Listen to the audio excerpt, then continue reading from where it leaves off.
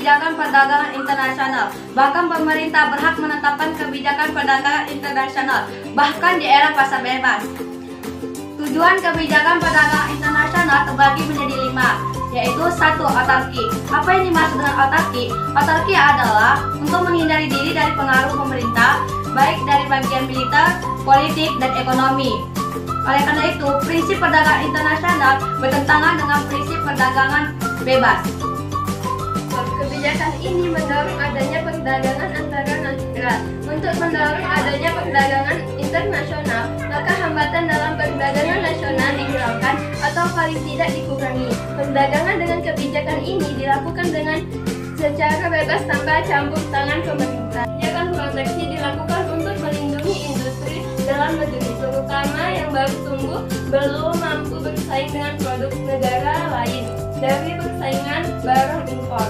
Adapun tujuan kebijakan proteksi yaitu yang pertama, 1. Memaksa produksi dalam negeri, 2. Memperluas lapangan kerja, 3. Memelihara tradisi dan budaya. Pembayaran internasional. Neraca perdagangan adalah perbedaan antara nilai ekspor atau impor suatu negara pada periode tertentu dan diukur menggunakan mata uang yang berlaku. Kemudian neraca dapat dibagi menjadi 2, yaitu neraca positif dan negatif. Pembangunan ekonomi. Untuk mencapai tujuan ini, pemerintah dapat mengambil kebijakan seperti memberi perlindungan terhadap industri dalam negeri, mengurangi impor barang konsumsi yang tidak penting, dan tentu saja mendorong ekspor. 2, yaitu definisi adalah alat pembayaran luar negeri yang dapat ditukar dengan uang luar negeri. Bentuk devisa terbagi menjadi 2. 1. Valuta asing, mata uang yang dapat diterima oleh hampir semua negeri di dunia. 2. Emas.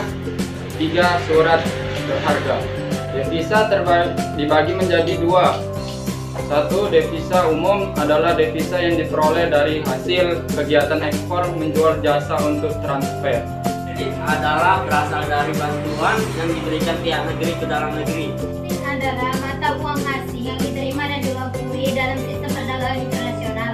Valuta asing terbagi menjadi 3 macam.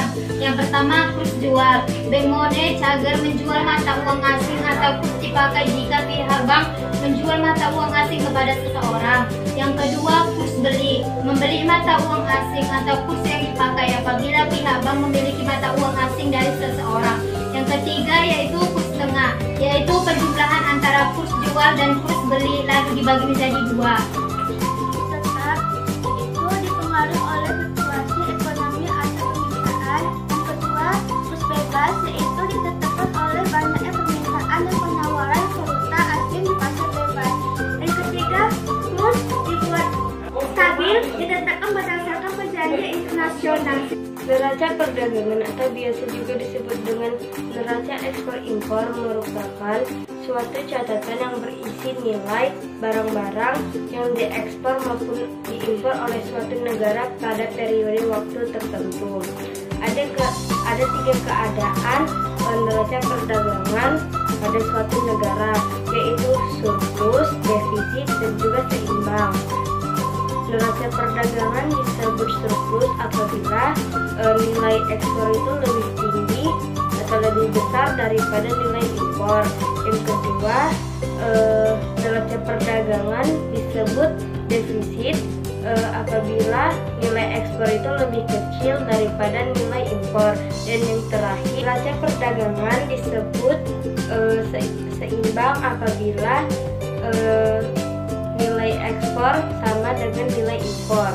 Tujuan neraca perdagangan dibuat agar suatu negara dapat mengetahui perkembangan perdagangan internasional yang dilakukan, dan juga sebagai alat untuk melihat gambaran pengaruh transaksi luar negeri terhadap pendapatan nasional negara yang bersangkutan.